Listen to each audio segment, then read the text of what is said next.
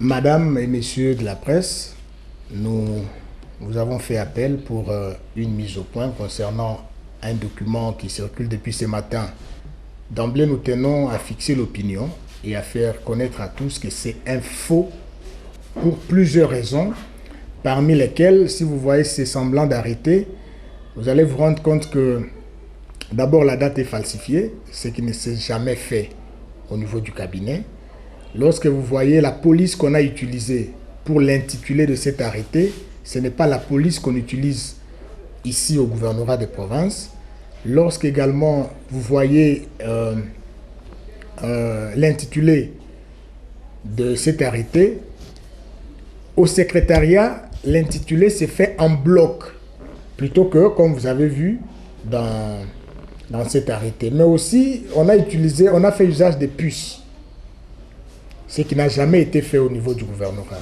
Vous allez vous rendre compte que dans l'arrêté, on a mis un numéro matricule qui n'est même pas le numéro matricule du maire de la ville. Il faut simplement dire que, comme nous l'avons dit très récemment, lorsqu'il y a eu un autre faux document qui a circulé dans les réseaux sociaux portant suspension d'un autre cadre de l'administration publique dans la province de la Chopo, il existe certainement un réseau mafieux, une officine de nuisance qui opère dans la province de la Chopo de manière générale, et c'est un vaste réseau. Les enquêtes étaient déjà lancées et je pense que d'ici là, certainement les enquêtes vont aboutir.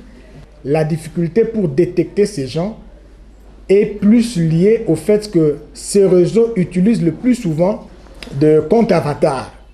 Et avec cette façon d'agir, nous avons la difficulté de déceler ce réseau. Mais avec la grâce de Dieu, la vigilance des services, certainement que nous y parviendrons. Il faut aussi relever le fait que les griefs qu'on a mis à charge du maire de la ville dans cet arrêté, ces griefs, si c'était réellement que c'est son Excellence, Monsieur le gouverneur des provinces, qui a signé cet arrêté, il aurait mis, partant de ces griefs, le maire de la ville en justice.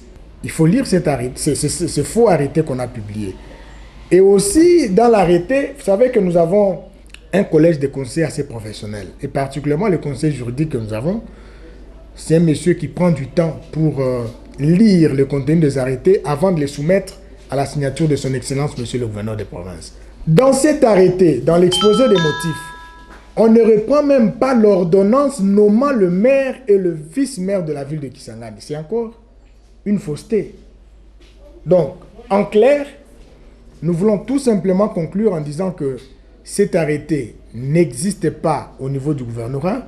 Son Excellence, Monsieur le gouverneur de province ad intérim, Maurice Abibou Sakapela Bin Mungamba, n'a pas signé un arrêté le 15 septembre 2021, comme se repris sur cet arrêté, encore que la date est falsifiée. Donc vous allez vous rendre compte que c'est un faux, et alors un vrai faux.